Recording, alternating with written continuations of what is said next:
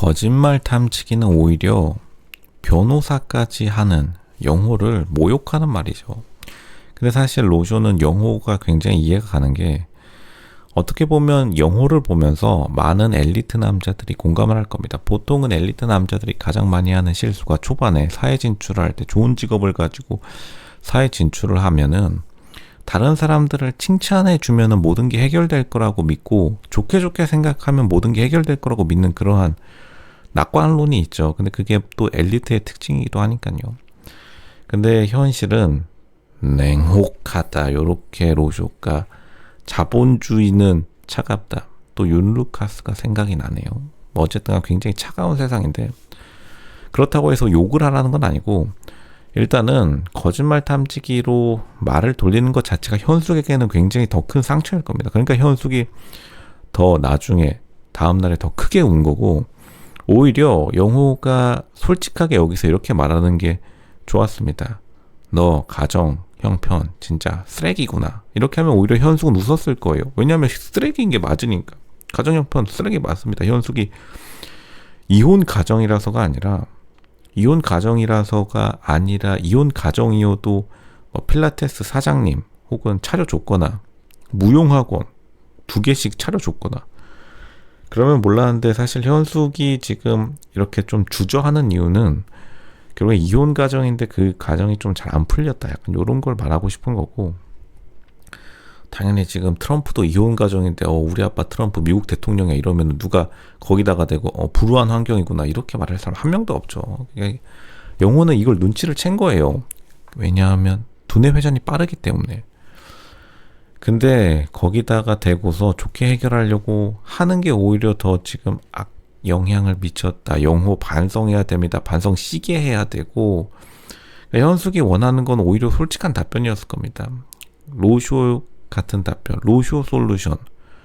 뭐냐 하면 솔직하게 현숙의 현재 상태 진단, 가정환경 쓰레기, 그리고 앞으로, 하지만 내가 변호사 사무실 열어서 월 500씩 갖다 줄게 이러면은 눈물 흘리면서 바로 이 자리에서 결혼도장 찍는 거죠. 근데 이제 영호의 입장도 우리가 이해를 해줘야 되는 게, 시청자들이 일단은 영호도 좀 지금 굉장히 당황스러울 수밖에 없는 게, 현숙에게 공사 당한 거예요.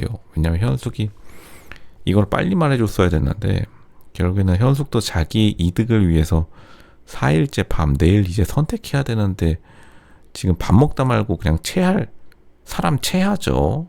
이거 지금 응급실 실려갔어도 영호가 놀랍지 않은 상황에서 나름대로 멘탈은 부여잡았는데, 영호는 지금 한예종 나왔다고 해서 현숙이 여태까지 지금 부잣집 딸 행세했으니까 벌써 손자 손녀 이름이랑 그리고 한남더 힐 호갱 논어 켜가지고 어플 켜가지고 지금 전세 알아보고 있었는데, 지금 여기서 이런 폭탄 발언 나오니까 사실 영호 지금 현숙을 서울중앙지법의 가정법원에 이거 기만죄, 사기 결혼으로 잡아 넣어도 솔직히 현숙이 할 말 없기는 합니다. 그러니까 현숙도 영호에게 굉장히 큰 짐을 지운 게 사실이고, 그렇다고 해서 영호가 여기서 내치기도 어렵고, 그리고 현숙이 유전자가 꽤 괜찮아요. 유전자가 꽤 괜찮기 때문에 일단 영호도 빠르게 생각할 수밖에 없는 상황이다. 근데 일단은 영호가 지방에서 상경해왔기 때문에 돈이 굉장히 많이 들고, 은근히 지방에서 상경한 엘리트 남자들이 돈이 엄청 들어요. 그리고 로쇼가 이것도 진실되게 말하면, 보통 지방의 지역인재 전형 이런 걸로 가산점 받아서 인생 살아왔기 때문에 이게 은근히 사회생활이 되게 늦게 풀립니다. 못 풀린다는 건 아니지만, 사실 서울에서 시작한 엘리트 남자들은 그냥 거의 분당 이런 데에서 시작하면 날아다닌다고 보면 되는데, 보통 바로 프로젝 뽑는 경우도 되게 많죠. 왜냐하면 집값 아끼지, 그리고 교통비 아끼지, 온갖 아끼는 게 굉장히 많아요. 서울, 분당, 그리고 인천, 송도 이런 데에서도 은근히 또 사람들이 꽤 여유롭게 사는데, 울산은 일단 진짜로 좀 너무 멀리서 상경을 해왔고, 변호사 따는데 이 두뇌 에너지를 너무 많이 소비해가지고 좀 힘도 많이 처졌고, 남자도 체력이 빠지니까요. 그러니까 영호가 이제 거짓말 탐지기라는 그 변명으로 일단 빠르게 인터뷰를 좀 회피하려고 하는데, 그러니까 MC들이 계속해서 거짓말 탐지기 못 써서 이렇게 침울해져 있다라고 말해주는 것만큼 처량한 게 없다. 그냥 솔직하게 MC들도 오죽했으면 진짜로 현숙 이혼 가정 이때 말했어야 됐나, 이렇게 시원하게 팩폭 갈겨줘야 맞는 것이다. 그리고 현숙도 당연히 자기가 찔리니까 지금 머뭇머뭇거리다가, 보통 이게 댕댕이 키워본 사람들 알아요. 댕댕이들이 딱 그 표정 짓는 게 있습니다. 사고 씨게 쳤구나. 그러니까 현숙도 딱 그 표정이 나왔고, 사고 진짜 씨게 쳤다. 남자들은 사냥꾼의 DNA를 가지고 있기 때문에 댕댕이도 사냥꾼의 DNA가 있듯이 뭔가 잘못됐을 때의 그 위기 감지 능력이 굉장히 뛰어난데, 그러니까 영호는 이미 현숙이 차에 타기도 전에 감지한 거예요. 아, 오늘 진짜 폭탄 발언 나오겠구나.